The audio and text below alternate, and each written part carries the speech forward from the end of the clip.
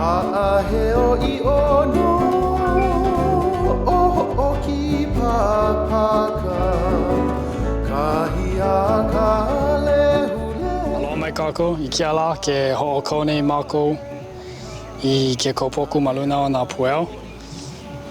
I kaulapa ke kai, a laila ma hope e ho'oi ana mākou I ka pololei o me ka lokahi o nā kaupoku. I hiki ke ho'omākaukau I nā kuikulu no ka wili ana me ka mikini kumu wili I mea e ho'opa'a I ke kaupoku ma luna o ka hale.